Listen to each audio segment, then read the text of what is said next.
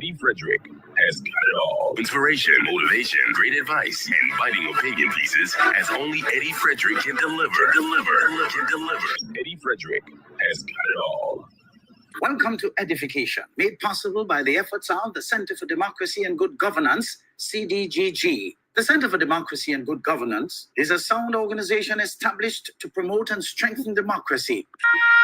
I want the best for my family, so every meal has to be perfect. Every bite has to say, There's no doubt in my mind that the best in frozen meats and vegetables has to come from the Country Cold Store. Hams, turkeys, sausages, beef, pork, chicken. I just don't know my family is in safe hands. Thank you, Country Cold Store, for being there for us for the past 40 years. There are some interesting specials available at Country Cold Store's Mini Mart while stocks last. Take advantage of these specials as they assist you to stretch your limited funds. The Country Cold Store, providing the best in frozen meats and vegetables since 1969. Attention all forward-thinking companies. Sure, you can do with a continuous positive boost to your image and impact your bottom line. If you think training is expensive, try not training and you will experience a perpetual downward spiral in patronage on account of increased dissatisfied customers. Take things into your hands and engage the best at motivation and customer care training with a tried and tested track record. Visit www.efrederick.com now and learn how you can change the atmosphere in your business and improve the customer experience for everyone who does business with you. Spice Island Beach Resort and Belmont Estate are two such local entities of world renown that have benefited tremendously from ongoing customer care, social skills, and motivation training. Training changes everything for the better for any business and every team member. Enhance employee performance through increased awareness and passion for the job at hand. Greater potential in your workforce awaits you through engaged, high-energy training that works. Log on now, www.efrederick.com. Eddie Frederick has got it all.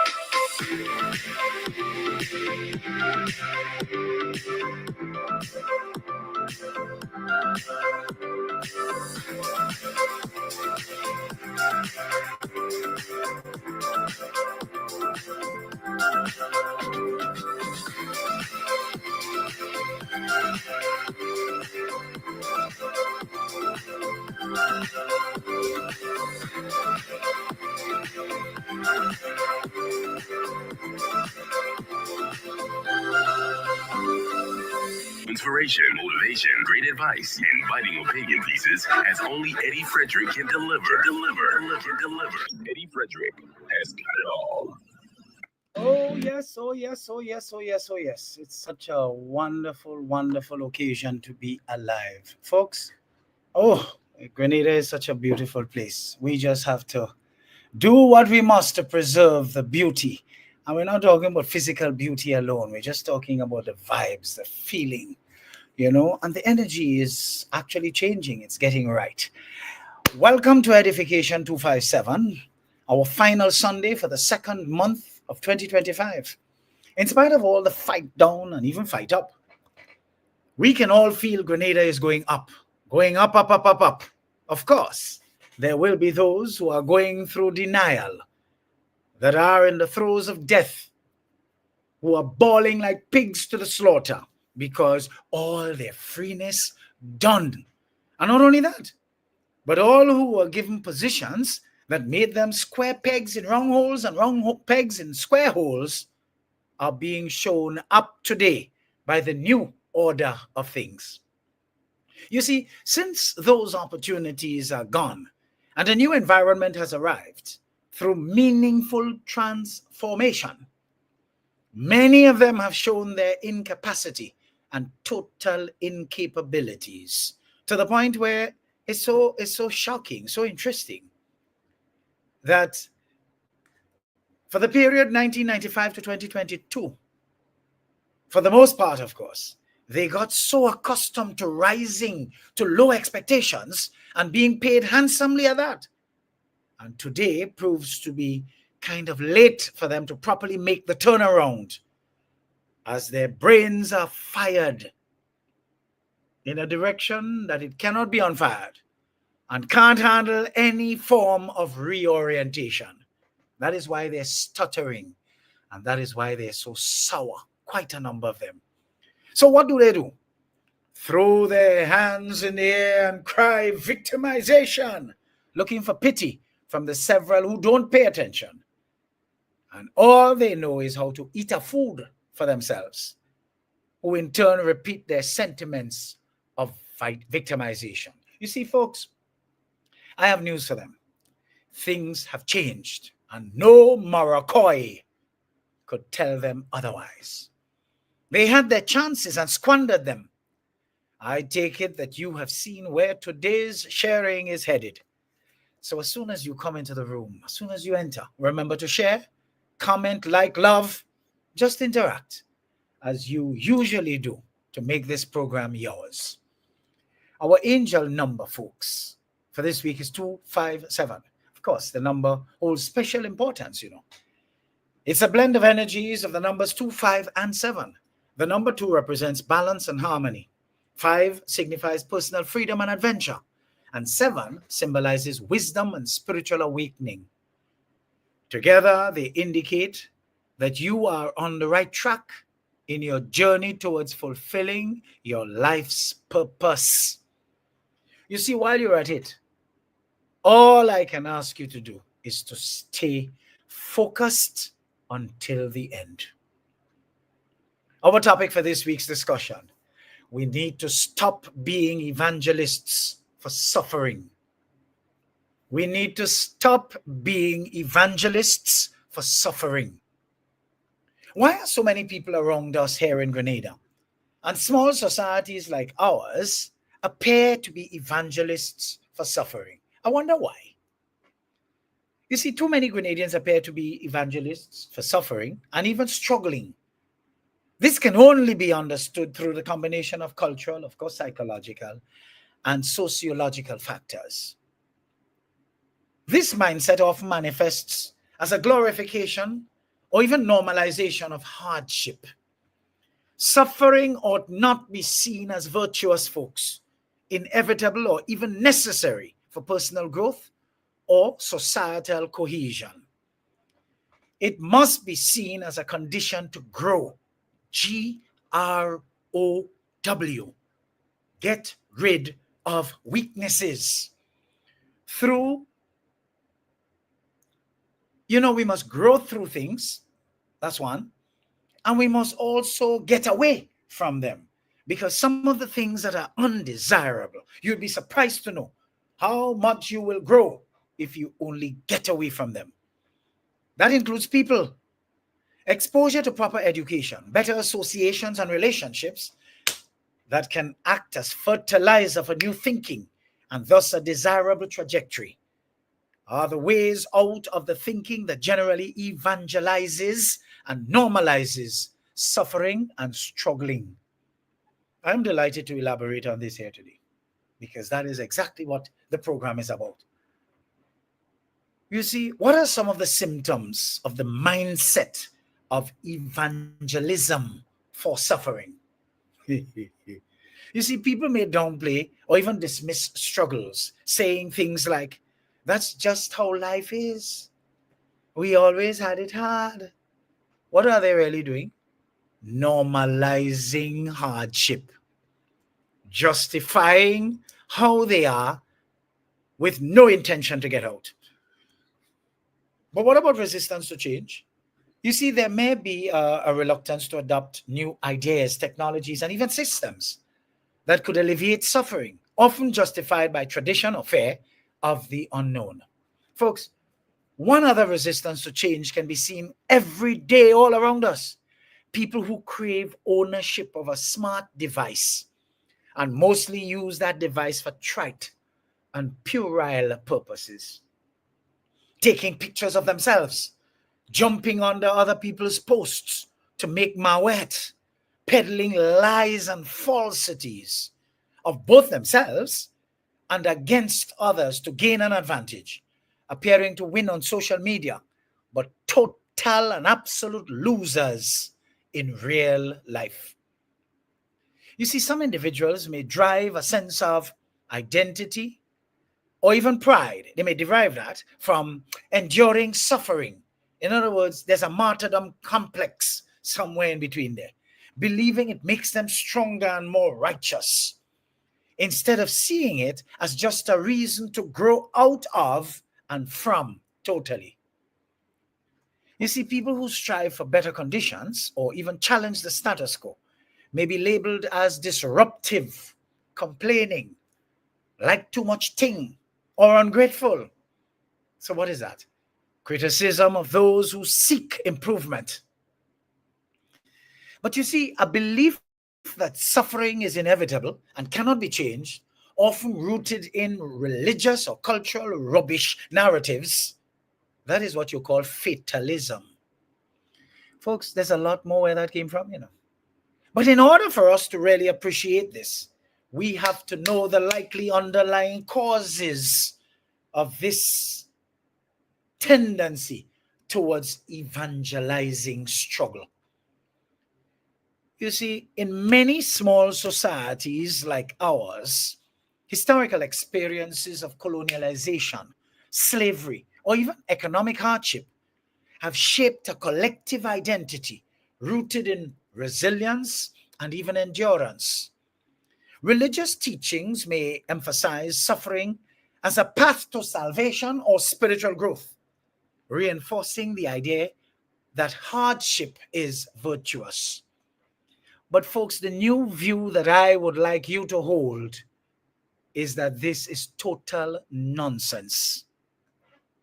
You see, in small or isolated communities, people may not have, or may have rather, fewer opportunities to see how other societies have improved their conditions, leading to a sense that suffering is universal and unchangeable.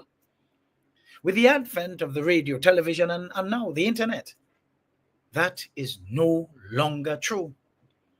We are too exposed for us to remain stuck in the mentality that prevailed when we did not have access to either of these, whether it be radio, television, and even the internet. Change can be unsettling, folks, especially in close-knit communities like ours.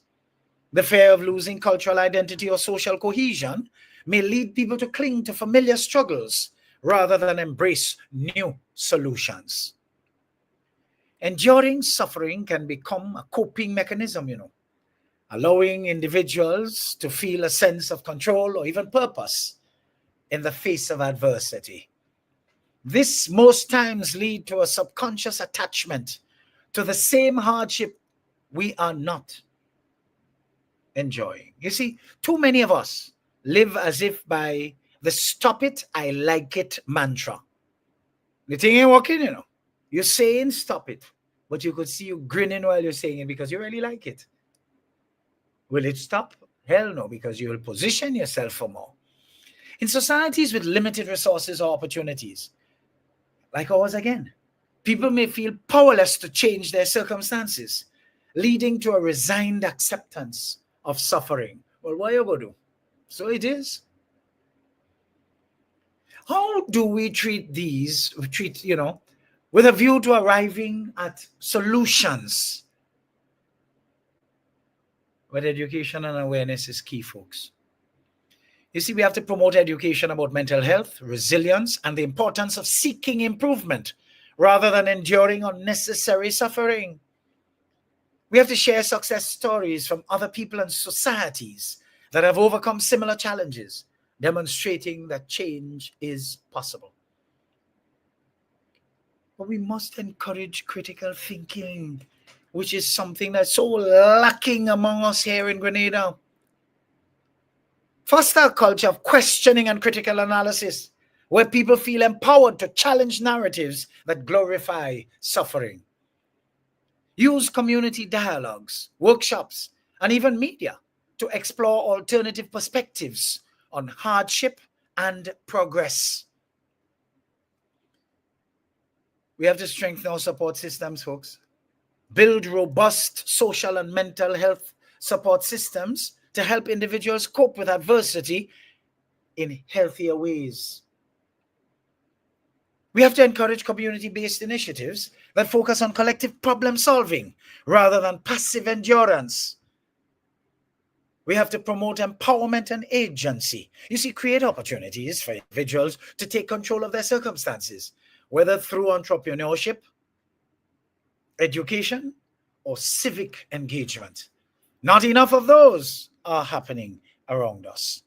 You see, we have to highlight the importance of self-care and well-being as legitimate and necessary pursuits.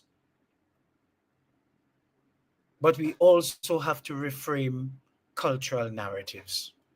Work with cultural and spiritual leaders to reframe narratives around suffering, emphasizing hope, resilience, and the possibility of a better future. We have to celebrate stories of innovation, progress, and positive change within the community. What about addressing structural barriers? Advocate for policies and initiatives that address systemic issues such as poverty, inequality, lack of access to resources. We have to encourage collaboration between the government, NGOs, and community organizations to create real, meaningful, sustainable solutions. So this evangelism for suffering, that mindset, is deeply rooted in cultural, historical, and psychological factors. But it is not absolute. By fostering education, critical thinking, and empowerment, and by addressing structural barriers, societies like Grenada's can shift towards a more hopeful and proactive approach to adversity. The goal is not to eliminate all suffering, which is an inherent part of the human experience, but to ensure that suffering is not needlessly glorified or perpetuated. You see, instead, the focus should be on building resilience, fostering growth, and creating opportunities for a better quality of life. Folks, how you find that sound? How you find that sounds like it needs to be climaxed and concluded with the following. Grenada is a great nation, and there is greatness in every one of us.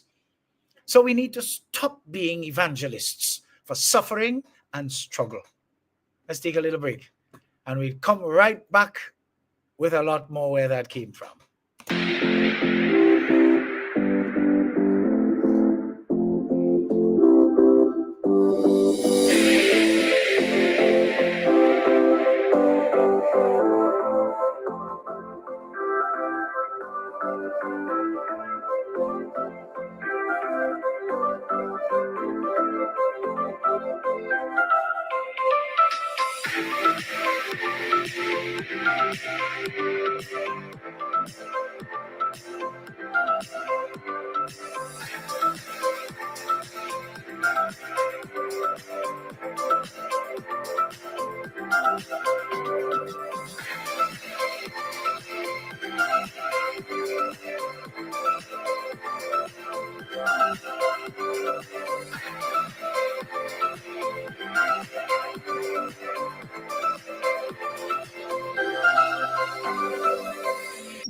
Frederick has got it all. Inspiration, motivation, great advice, and biting opinion pieces as only Eddie Frederick can deliver. Eddie Frederick has got it all.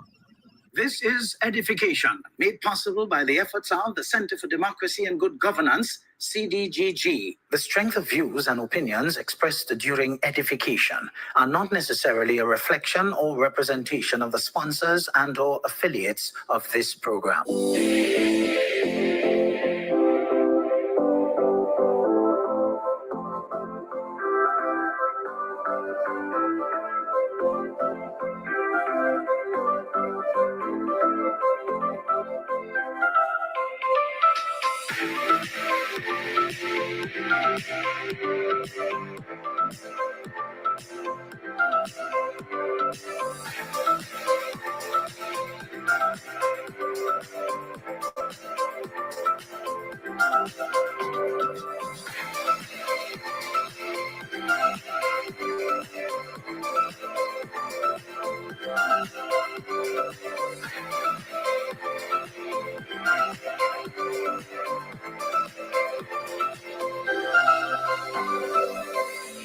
Eddie Frederick has got it all. Inspiration, motivation, great advice, and biting opinion pieces as only Eddie Frederick can deliver. Eddie Frederick has got it all. Wonderful, folks. Wonderful. Welcome back. And for those of you just joining, I want to welcome you to the room. And of course, remind you, you have a duty. Share, tag, get people in the room. People who you know are accustomed to being here, and for some reason you don't see them. Come on, call them up. Tell them, of course, their rightful position is at the back of the class, because you really don't want them to come and overtake you. Folks, what role does religion play in this evangelism of suffering? You see, religion often plays a significant role. Very, very much so. Let me just get that off. I'm sorry, I didn't stop it. Sorry about that. Yeah. It often plays this, role in shaping attitude towards suffering, particularly in societies like Grenada, where faith and spirituality are deeply woven into the cultural fabric. You see, the deeper us conscious few dig is the more we uncover how much of a charade religion, as we know it, really is. Yes, the version introduced to these parts by the captors of our foreparents at the beginning of slavery and the plantation system. Folks, do you know religion was actually introduced here under the pretext of the slaves must work and they will be heavenly rewarded? We have to embrace the revealed and true version of spirituality. Get in touch with our inner higher consciousness for us to realize the true sense of a meaningful life where struggle and suffering will be viewed through a totally different lens as our perspectives will change. You see, the relationship between religion and the evangelism for suffering can be complex, as religious teachings as we know it can both perpetuate it, while the liberated thinking that comes with true and genuine spirituality can surely alleviate this negative and backward mindset. Let's explore together the role of religion and spirituality in this phenomenon, highlighting their potential to either reinforce or challenge the glorification and normalization of suffering. Many religious traditions, including Christianity, the European version of which is prominent in Grenada, frame suffering as a test of faith, a means of spiritual growth, or a path to redemption. For example, the idea of carrying one's cross is often interpreted as enduring hardship with patience and faith. Suffering may be seen as a way to emulate religious figures like Jesus Christ, who endured immense suffering for the sake of others. With all the changes in our psyche in our modern societies where materialism has taken over our very beings. The fabric of who we are is actually determined by our penchant for what? Materialism. Suffering as Jesus is reported to have endured for others is not accepted as wise and will not cut it today. This is why Christianity is frowned upon by so many learned ones. And I'll pronounce that learned in the old English way, learned ones, who understand the basis for this being is watered down version, good, introduced by the Europeans only to create the illusion that it is, if our foreparents worked hard, they will be heavenly rewarded. Rubbish. You see, many religious teachings emphasize that suffering is part of God's plan or a result of divine will. This had led many to a fatalistic attitude, where individuals resign themselves to hardship rather than apply themselves seeking to change their circumstances. Look at how many religions, good, that we have with many of our people here deeply following them. And yet we have the yoke of poverty and lumpenism to deal with as a society. Evangelizing suffering is wrong as it seeks to normalize it. Phrases like, well, God knows best. It's in God's hands, Or have faith, pray, have been known to discourage proactive problem solving. The evidence is clear for us all to see that faith without works is really and truly dead. For God only helps those who help themselves. You see, a lot of those who resign under the hands of their modern day captor, you know who that is, of course, Satan's grandson, would do well to read those parts of the Bible many of them love to quote unquote, to help break the yoke of Satan's grandson's spell over them and the suffering he has made them to believe they are enduring today at the hands of a new and visionary administration, which is working hard for all Grenadians for probably the first time in all of our post-independence constitutional existence. A total indictment on Tropical Trump's tenure from 95 to 2022 for the most part.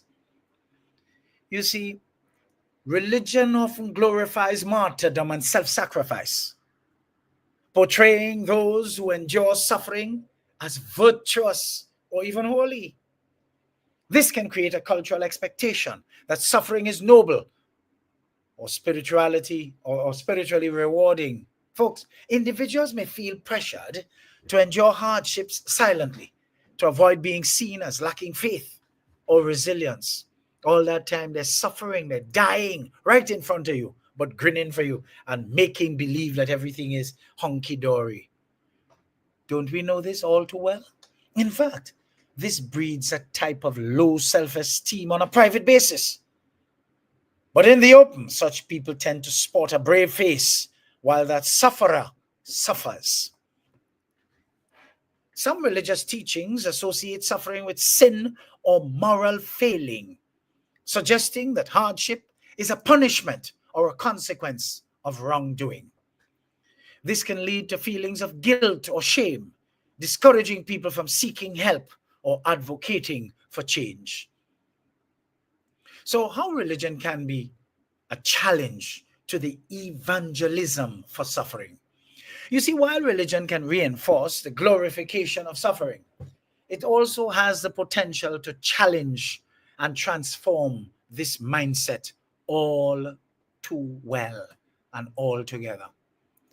Folks, this is serious business, But you see, the concept of spirituality is what is to be used as a worthy replacement for the many religious traditions that contain teachings that emphasize hope, justice, and the alleviation of suffering by repositioning itself. You see, many religions advocate for compassion. They advocate for charity and social justice. For example, Christianity emphasizes caring for the poor, caring for other people, the sick, and the marginalized, which can inspire collective action to reduce suffering. Religious leaders and communities can play a key role in advocating for systemic change and addressing the root causes of suffering. They must remember their script and stop playing up to known diabolical secular leaders for a mess of pottage. We saw that here from 1995 to 2022 for the most part, and that is why so many people have no goddamn respect for many religious people in this country. Look at the many who played up to that Satan's grandson. No wonder their flocks lost their way.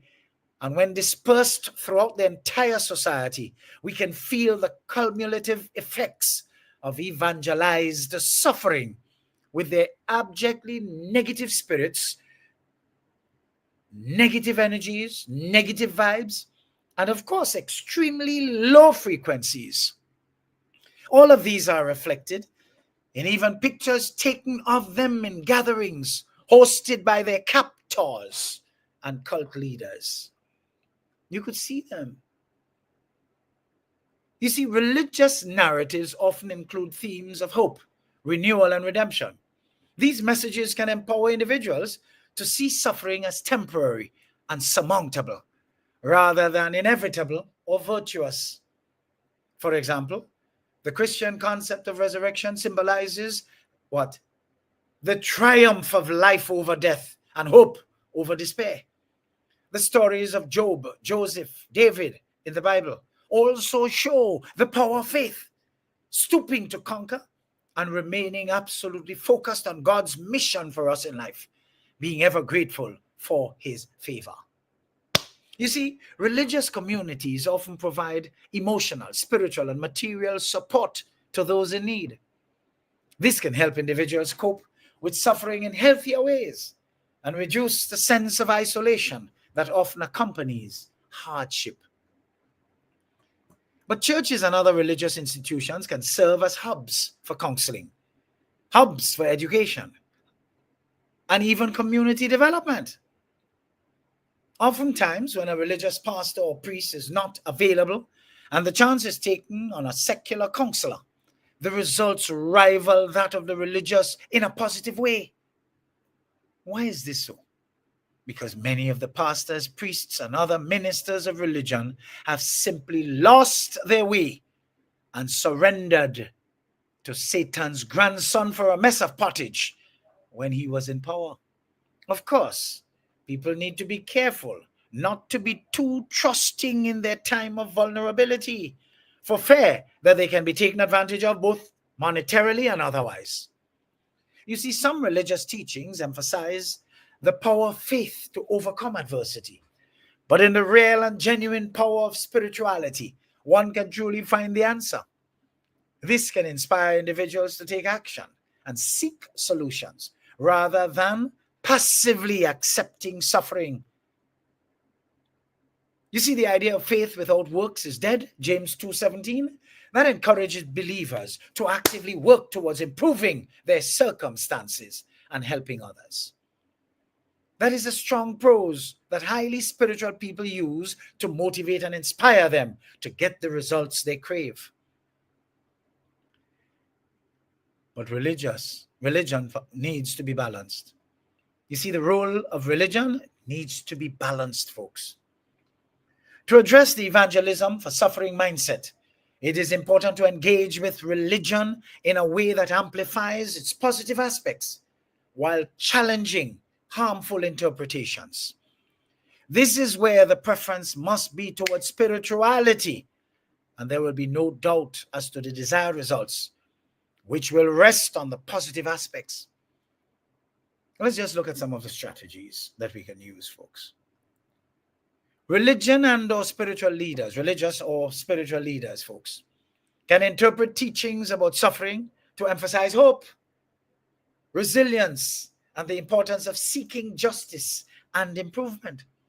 So instead of focusing solely on enduring suffering, sermons and teachings can highlight stories of liberation, healing, and transformation.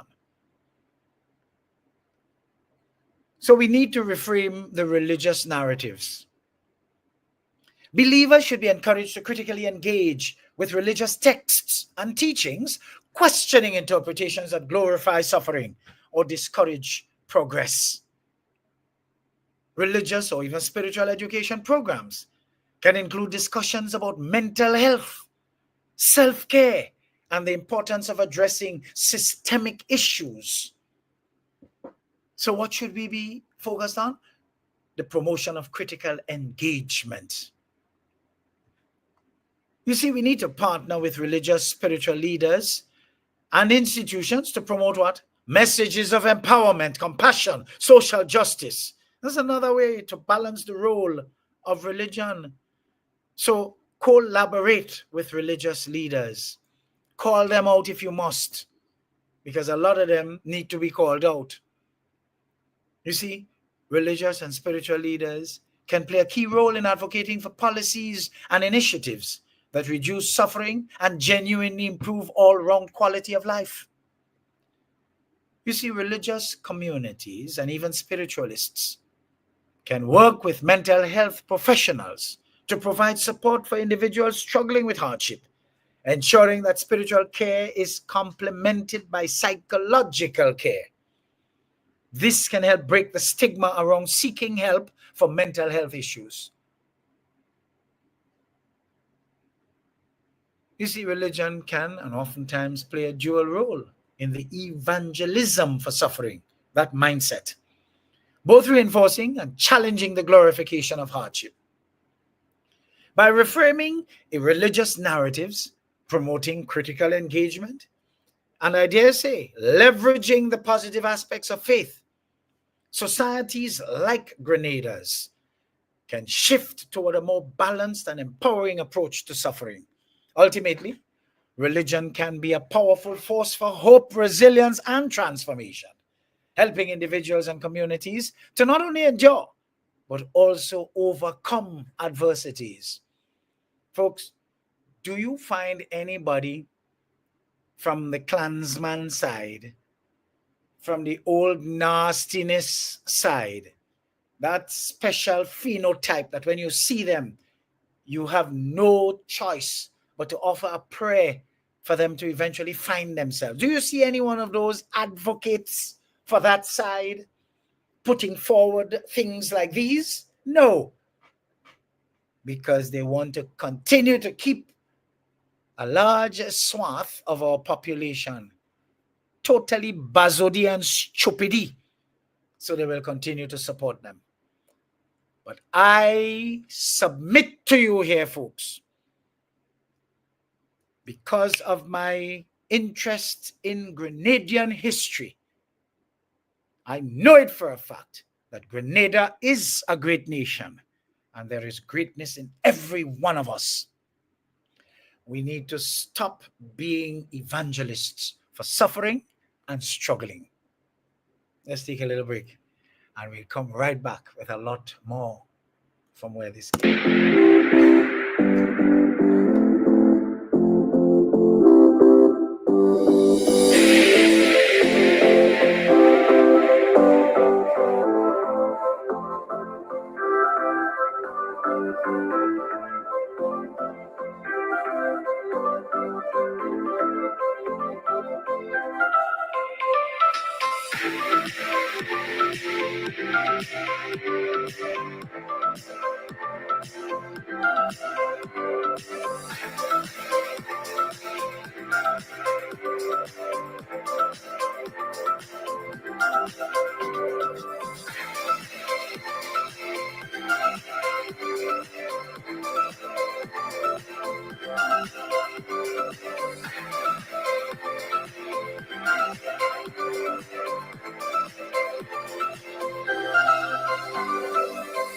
Eddie Frederick has got it all. Inspiration, motivation, great advice, and biting opinion pieces as only Eddie Frederick can deliver.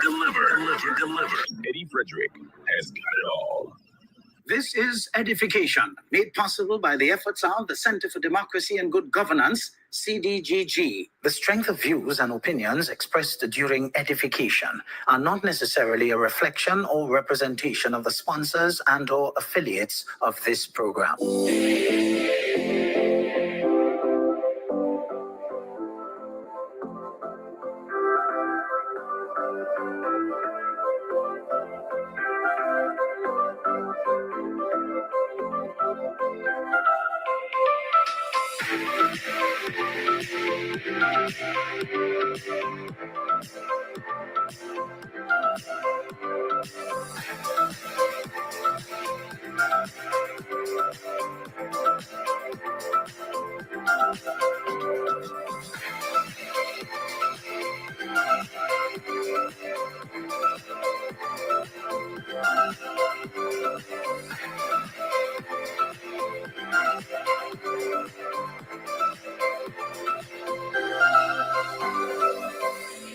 Eddie Frederick has got it all. Inspiration, motivation, great advice, and biting opinion pieces as only Eddie Frederick can deliver. Eddie Frederick has got it all. Wonderful, folks. Wonderful. So welcome back. We are here today doing what we do best. Good. I have been given the favor of bravados to do what I do. And I will not fly in the face of God. I will fulfill my purpose. What about you? What about you, folks? Go find your purpose. Flog it to death. Welcome, welcome. For those of you just joining, for those of you late, we are happy to have you. Take your rightful positions. Make sure somebody's barring you because you're not deserving of the best seat. Hello. Anyhow, it's lovely to have you. As we say, it's better late than dead on time. You know, the next question we want to address is, what role do you think inferior and ill-intentioned politicians play in this evangelism of suffering mindset? You see, inferior and ill-intentioned politicians, like the devil's clansman and his gang, they have been known to play a significant and often destructive role in perpetuating the evangelism of suffering in our small society. Their actions and policies have reinforced cycles of hardship, normalized inequality, and exploited cultural and religious narratives to maintain power and control over their flock in the cult. But let's explore together how such politicians contribute to this phenomenon and the broader implications for society. You see, it is quite true that the so-called politicians in our neck of the woods, especially between 1995 and 2022 for the most part, have been known to use religious and cultural narratives about suffering to justify inaction or poor governance. For example, they have framed hardship as a necessary sacrifice for future prosperity, discouraging citizens from demanding accountability. All the while, they distract their followers with nonsense, while they cream off the top to take care of themselves at the expense of the state's coffers. You see, by aligning themselves with religious or even cultural leaders, they sought to legitimize their authority and deflect or minimize criticism. Ill-intentioned politicians and the devil's grandson and his gang benefited tremendously from maintaining the status quo, particularly as it served to consolidate their power and personal wealth accumulation ability.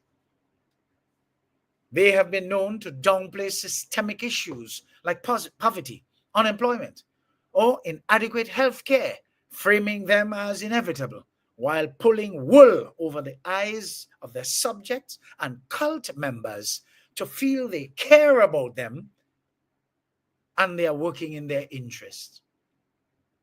In fact, all over, they would be referring to this large swath of people whom their poor policies created purposely for the value their numbers bring to their vote farm as poor and vulnerable.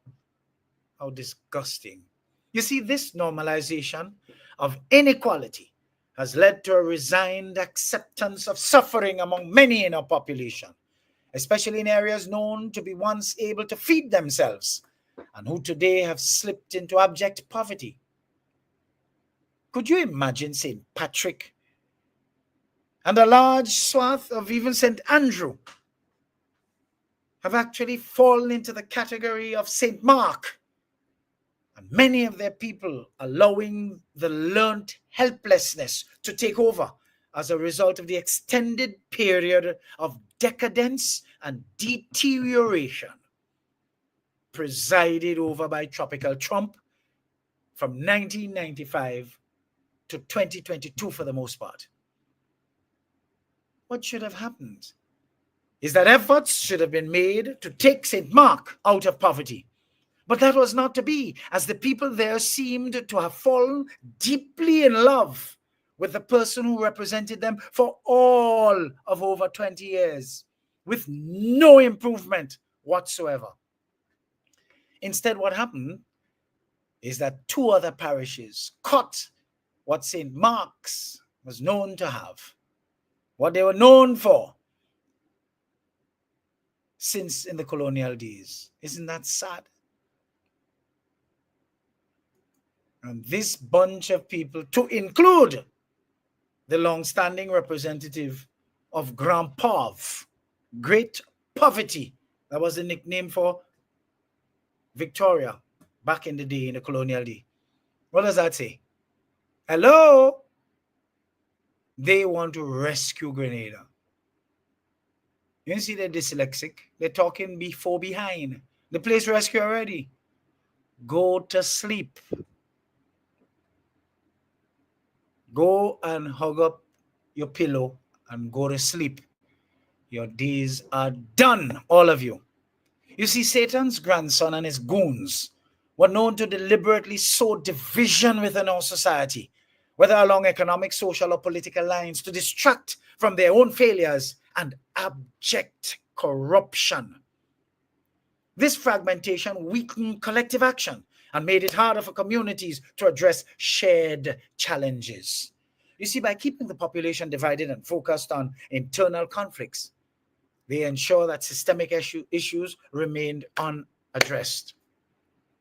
We should not be surprised that in the absence of power to help distract their flock, things have started to fall apart from within their house. And today, the old nastiness is on the run. Folks, inferior politicians have shown us here in Grenada that they lack the competence or even the will to implement effective policies, leading to poor governance and wasted resources. Corruption further exacerbated this, diverting funds meant for public service into private pockets. The resulting lack of infrastructure, healthcare, education, and economic opportunities perpetuated cycles of suffering over the years. Interestingly, today, we can hear the inferior side of the political divide calling for better healthcare, better education, better this, better that, better the other, as if we just wake up one day and discover they were what they are, forgetting that they had the best opportunities to fix those and more for the long and extended period they were around the precincts of leadership over this land. You see, these inferior politicians, they have benefited from the status quo they created and were known to have actively suppressed efforts to challenge or change it. This included efforts at silencing activists, restricting freedom of speech, or using propaganda aimed at their cult following to discredit those who advocate for improvement.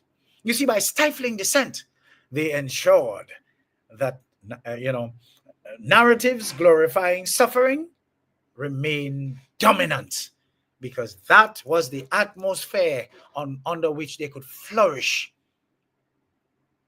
You see, these same National Nasty Party politicians who would be the inferior politicians we talk about, they prioritize short-term gains or populist measures over sustainable long-term solutions. For example, they were known to distribute small handouts, make empty promises galore to gain votes, rather than addressing root causes of suffering like unemployment, poor health care, or inadequate education. This approach created a level of dependency and perpetuated cycles of poverty and hardship, untold.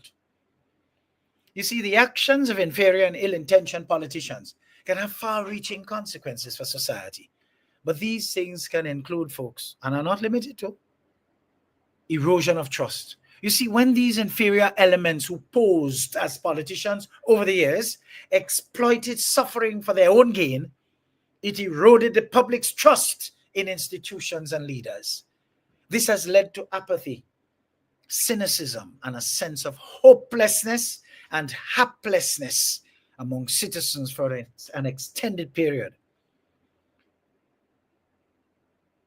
Stifled development, poor governance and corruption hindered Grenada's economic and social development and thus trapped communities in cycles of poverty and hardship. This stifled innovation, education, healthcare, and opportunities for growth. Cultural and psychological impact, folks. The normalization of suffering has become so deeply ingrained in the cultural psyche of many of our people that it has led to a collective resignation to hardship. This mindset has passed down through generations, making it harder to break free from the cycles of adversity. Weakened social cohesion.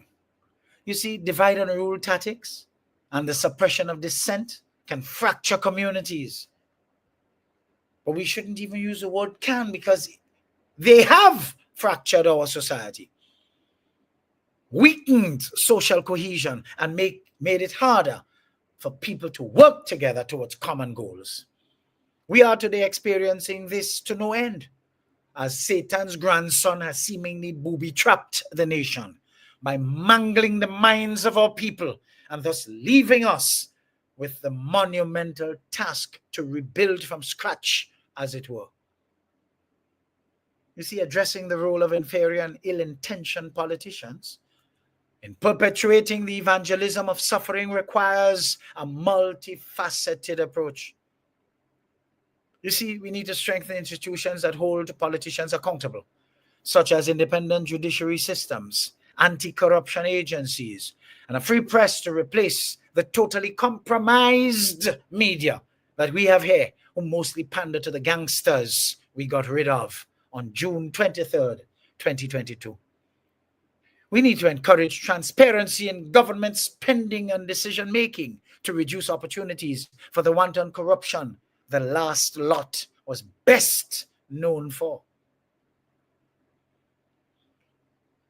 We need to educate citizens about their rights, the importance of good governance, and how to critically evaluate political rhetoric so that they cannot be fooled by no con man and now con woman.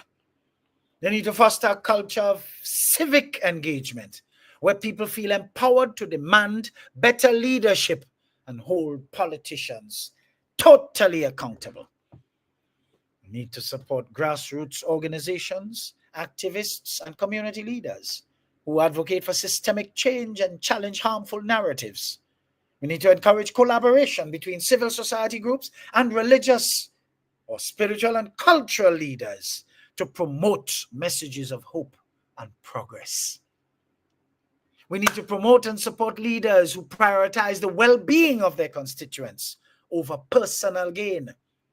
This can include mentoring programs for young leaders or campaigns that highlight the importance of ethical governance. We need to reward good governance through international recognition or funding opportunities. You see, we have to work with international organizations, NGOs, and foreign governments to do what? So that when they provide our resources, expertise, and oversight, they can now help address systemic issues and reduce corruption. We need to use international pressure to hold corrupt politicians accountable and arrest, charge, and bring them to trial with a view to jailing their backsides for their crimes against our national treasury. Folks, we need to challenge narratives that glorify suffering by promoting stories of resilience, progress, and empowerment. This can be done through what? Media, education, and regular community dialogues. We need to encourage religious and cultural leaders to reinterpret teachings about suffering in ways that emphasize hope and positive action. You see, inferior and ill-intentioned politicians, they really play a significant role in perpetuating the evangelism of suffering by exploiting cultural and religious narratives, normalizing inequality, and prioritizing personal gain over public good. However, through accountability, education, and even collective action, societies like Grenada's can challenge this dynamic and work toward a future where suffering is not glorified by actively addressing the issues that need to be addressed. You see, the key lies in empowering citizens, fostering ethical leadership, and building systems that prioritize justice, equity, and progress. We need to embark on a program to call out, in other words, name and shame, as it were, all who insist on proceeding to work apace as if Satan's grandson is still in power. All the saboteurs in leadership positions within and without the government service. It is a known fact that they do not like when they are put under the microscope. Call them out. So let's embark on a program to name and shame them. Folks, stop telling me when you see me if Grenada has 10 people like me. Well, we are one already. Oh God, let us just look for 8 more now. Come and join me. But among you afraid because you're so married to materialism, you're afraid you wouldn't get. Well, what is there really to get? I am enjoying my best life, even with the little I have. Because you see, folks, when God sees that you are committed to something, guess what? Providence takes over. He gives you the security and the means to be able to carry that purpose through. Folks, Grenada is a great nation, and there is greatness in every one of us. We need to stop being evangelists for suffering and struggling. Let's take a break and we come back with our final segment. Final segment coming.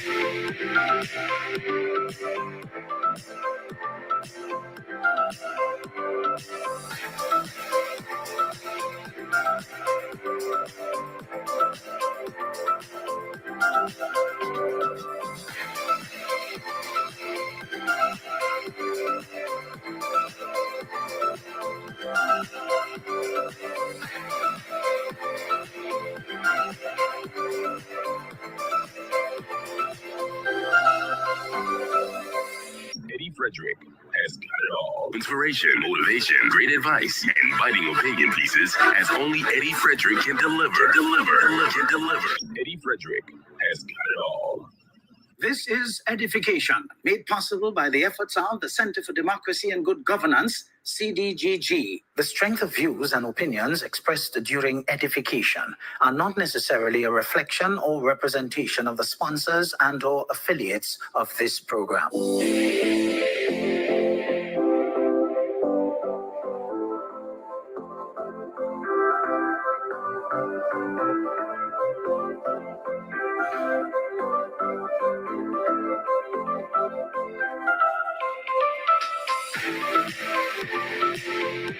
All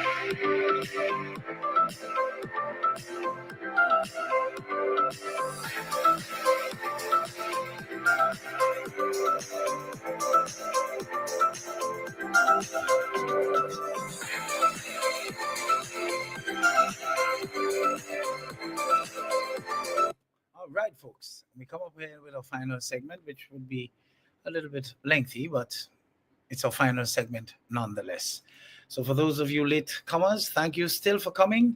The program is going to be archived anyway, so you can always go back and see what you missed. Continue to share long after it is, archived, because it's there for posterity. Okay, folks? Now, whose responsibility is it to take people away from the evangelism of suffering?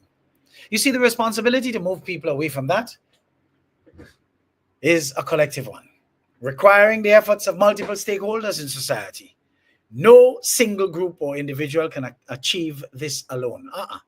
That is too monumental a task. It requires collaboration, shared vision, and sustained action.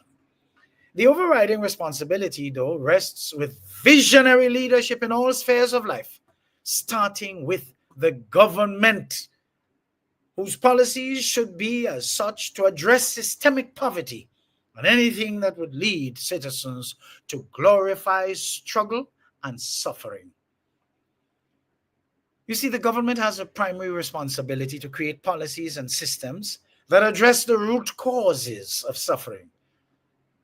But such things like poverty, inequality, lack of access to education and proper health care, which must be seen as rights, not privileges. But what are some of the actions that can be taken?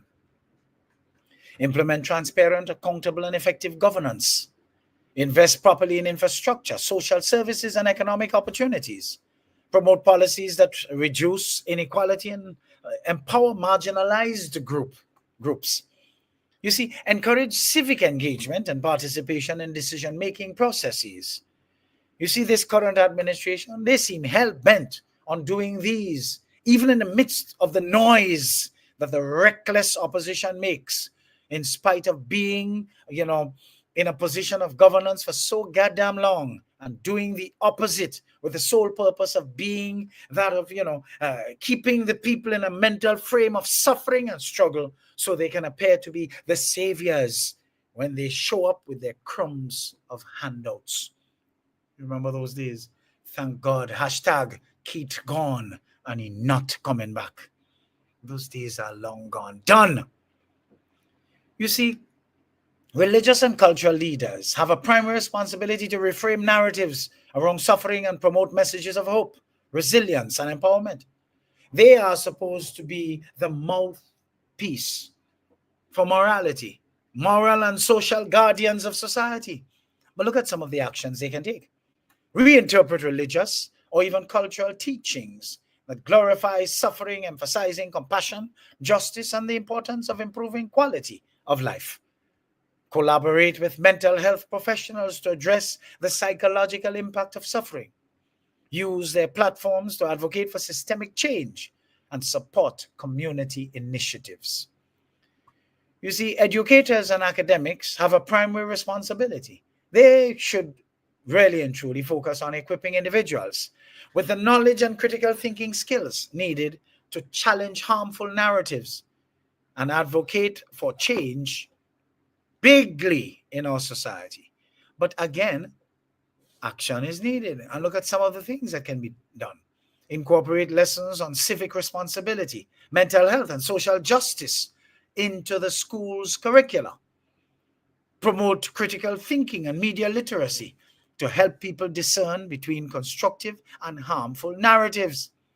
Conduct research on the root causes of suffering and propose evidence-based solutions.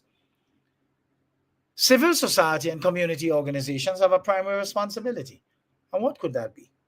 To mobilize communities, to advocate for change, to provide support to those in need.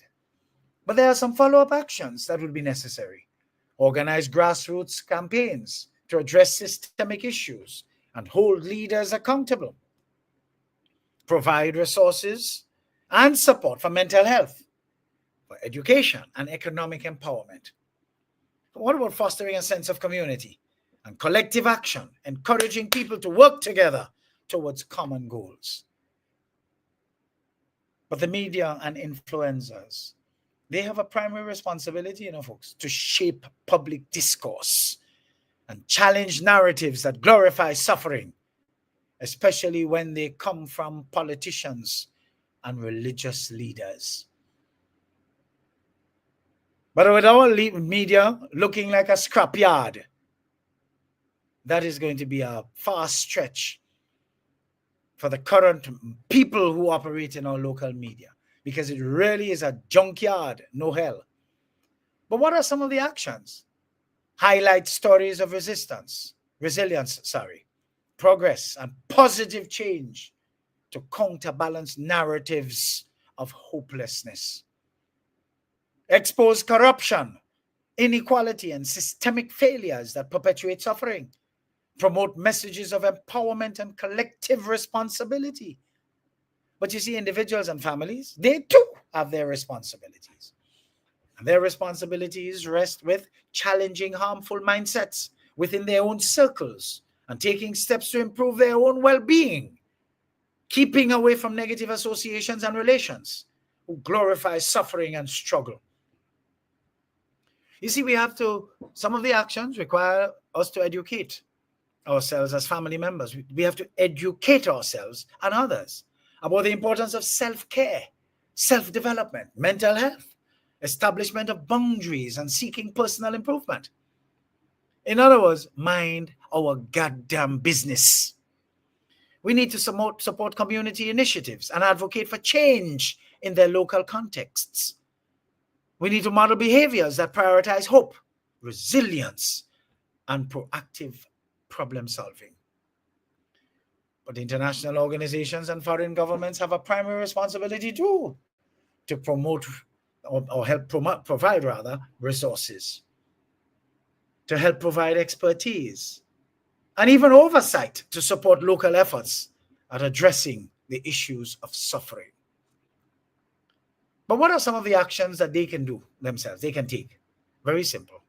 Offer funding, technical assistance, and training to strengthen local institutions and initiatives. They need to advocate for human rights, good governance, and sustainable development. Hold corrupt or ineffective leaders accountable through diplomatic or economic pressure. So you see, a collaborative approach is necessary. So the shift away from the evangelism of suffering requires this coordinated effort among all these stakeholders. The responsibility to move people away from the evangelism of suffering and struggle lies with everyone: government, religious and spiritual and cultural leaders, educators, civil society, media, individuals, and international partners. Each stakeholder has a unique role to play, but success depends on the ability to work together toward a shared vision of hope, resilience, and progress. You see, by addressing the root causes of suffering, reframing harmful initiatives or narratives and empowering individuals and communities, it is possible to create a society where suffering is not glorified, but actively alleviated. Isn't that masterful, folks? I tell you, Grenada is a great nation, and there is greatness in every Grenadian. We're going to a little overtime here, folks. It will be remiss of me if I did not chime in on the passing of Grenadian icon from a family of stalwarts whose ingrained humility cannot be questioned. They are known to have risen, and yet they managed to keep their feet firmly planted on the ground. Lyden Ramdani was a man of class, was totally inclusive in his style of leadership. Even though he was a business leader, his caring culture was not to be questioned. He never did anything for anyone, seeking anything in return. He loved justice, and in his own way, he ensured that the victim of injustice received due assistance from him and his family business to help alleviate their pain. His children have a lot of goodwill to collect from his rich legacy of using God's blessings to bless others. Many people who are today living in their own homes that they built from scratch, that is, can attest to the direct and indirect assistance he, Lyden Ramdani, gave them, using the resources of the firm L.L. Ramdani and Company Limited to stand in the gap for these people. His place is assured in heaven, for he lived according to genuine Christian principles, that of serving his fellow man and sharing so effortlessly, not from the excess, but from what the family had. My personal testament will be too long to share, but I speak of him with profound confidence, deep respect from my personal experience, especially from my more controversial years on radio, when the old nastiness used the power of state to bear down on me, determined to turn me into a pauper and a bankrupt, as he told several people. I think that's all you need to know. But people like Comrade Lyden Ramdani never abandoned me. Isn't that interesting? You want to know another one who's gone now too? Dennis Chokes Sylvester. Notwithstanding his political support and affiliation with the National Nasty Party that it has turned into under the leadership of the old nastiness, he was a man of class, a man of strong breeding. You get the message, folks? I say, long live the entire Ramdani clan. May his soul rest in peace. But before signing off on this, may his close family, to include, of course, his children, significant other, siblings, relatives, close friends, find comfort in the fact that he lived and that his life's journey did not leave the world a worse place, but a much better place than he met it. May his soul rest in eternal peace. For Comrade Lyden Ramdani was a good man. And that is more than anyone can say for a lot of us who are squandering our time on earth and not even, repenting, not even changing our ways so that the narrative could change long after we're gone. He will be missed, I could tell you that. But folks, I made reference to cult here and there earlier. And the truth is, when one is a subscriber to any cult, they have volunteered to be taken for fools. And fools, I dare say they really are. You see, cult members are to be allowed to win on the internet because in real life, they are all losers. Cults are groups or movements that often exhibit certain distinct characteristics. Though not all cults share every trait, I must admit. Some of the common features we will find in, I would say, cults, many of us can see on display day in, day out, coming from the National Nasty Party, the NNP. That party manages to get their blind followers to believe what isn't true and to refuse to believe what is true. You see? Cult. But some common traits that we'll find in cults.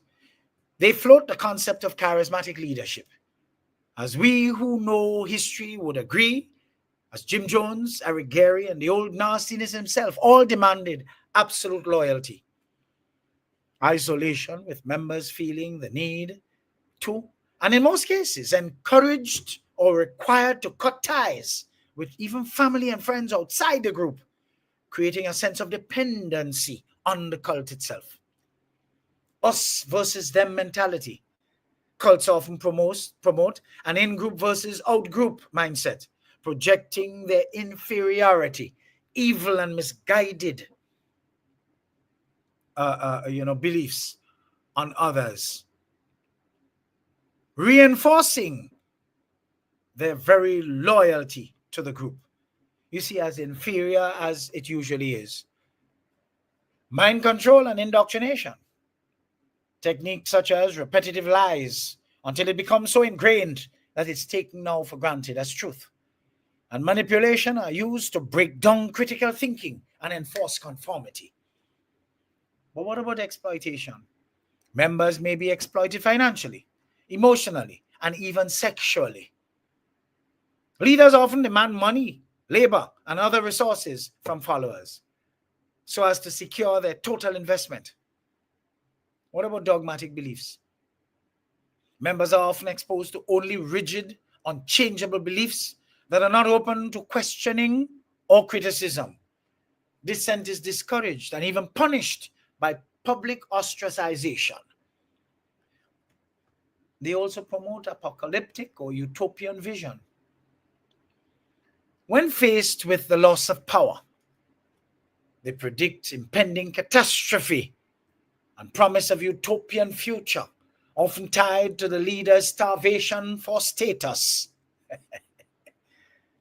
They operate in total secrecy, hiding their true beliefs, practices, or even goals from outsiders, and sometimes even from members new and as many old members as they can.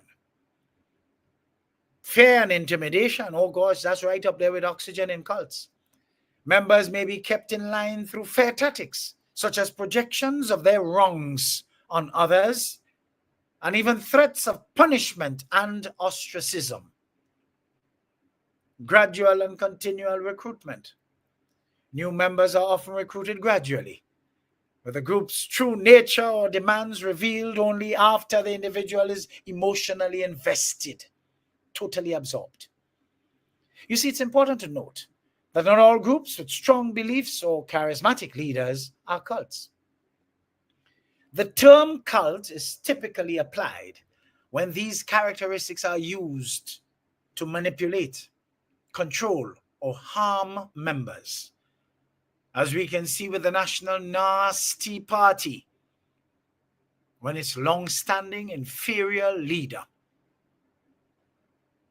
look at how he busts it, set the house afire and abandon it, gone.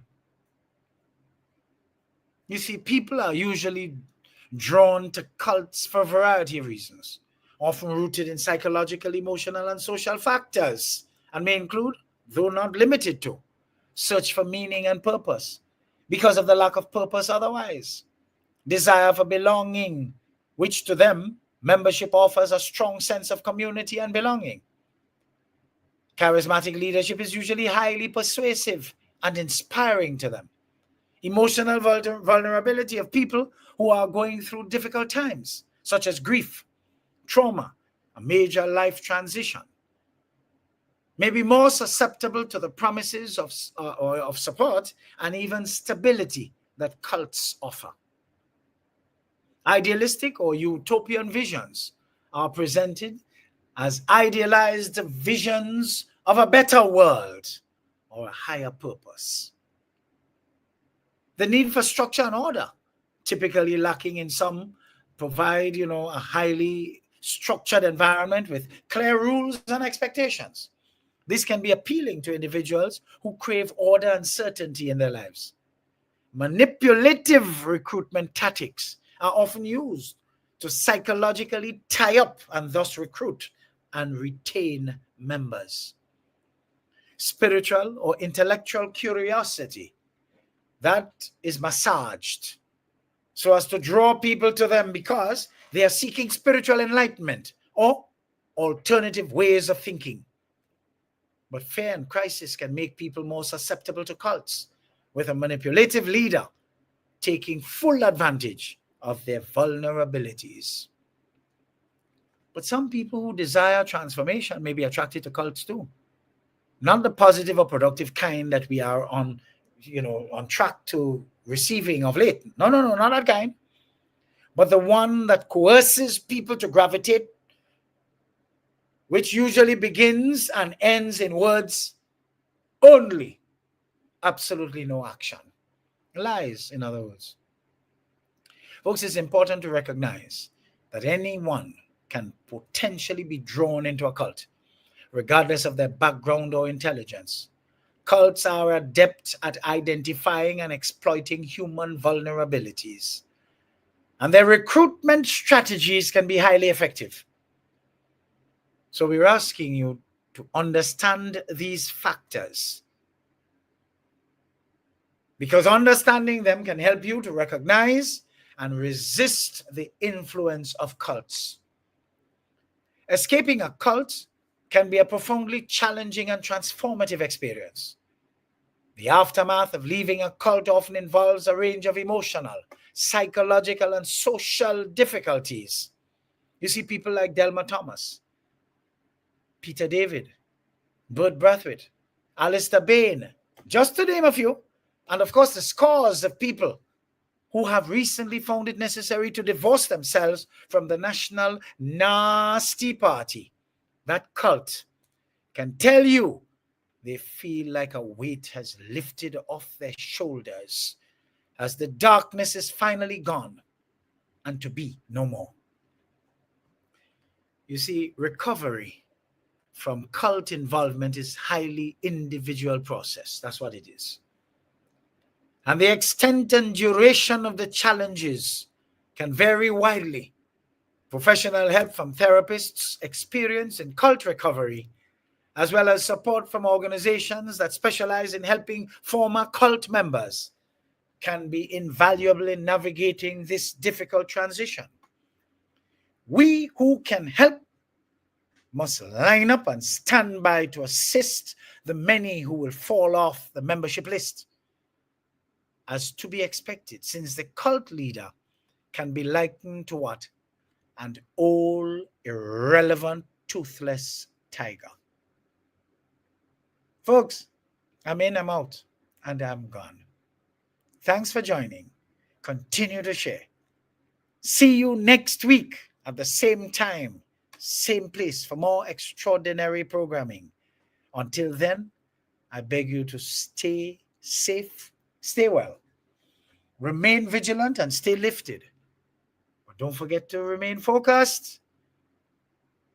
Remember too, you can find me on Facebook, Instagram, LinkedIn, Twitter, YouTube. Just type in my name, Edward or Eddie Frederick. No fake nothing. My name. And look, all of me right here. Subscribe, like, and share. And be prepared to receive your mental multivitamins as straight up as I deliver them. What we say? Grenada is a great nation. And there is greatness in every one of us. Never forget that. Don't let any nastiness tell you any otherwise. Good? Because you are great all on your own. You just need to convert it. So we need to stop being evangelists for suffering and struggling. Forthwith, just cut it out. Have a great week, folks. Take great care of your wonderful selves and do productive things this coming week. Toodaloo.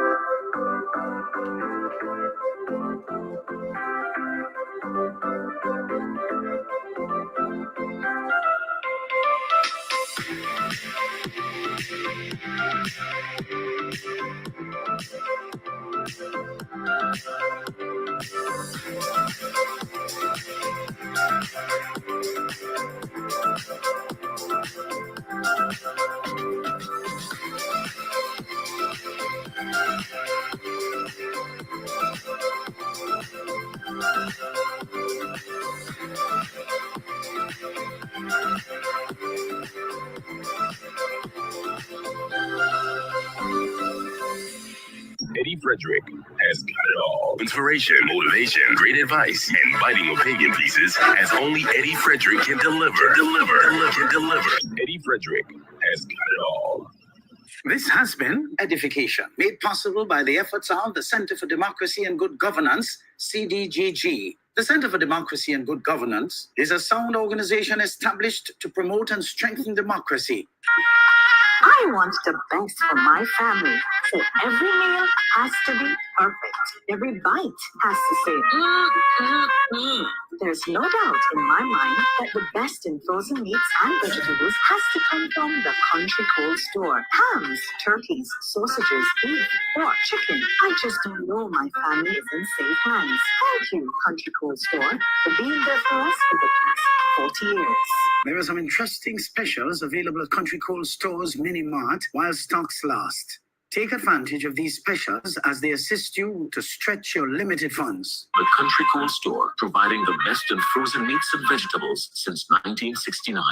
Attention all forward-thinking companies. Sure, you can do with a continuous positive boost to your image and impact your bottom line. If you think training is expensive, try not training and you will experience a perpetual downward spiral in patronage on account of increased dissatisfied customers. Take things into your hands and engage the best at motivation and customer care training with a tried and tested track record. Visit www.efrederick.com now and learn how you can change the atmosphere in your business and improve the customer experience for everyone who does business with you. Spice Island Beach Resort and Belmont Estate are two such local entities of world renown that have benefited tremendously from ongoing customer care, social skills, and motivation training. Training changes everything for the better for any business and every team member. Enhance employee performance through increased awareness and passion for the job at hand. Greater potential in your workforce awaits you through engaged, high-energy training that works. Log on now, www.efrederick.com. Eddie Frederick has got it all. Inspiration, motivation, great advice, and biting opinion pieces as only Eddie Frederick can deliver. Eddie Frederick has got it all.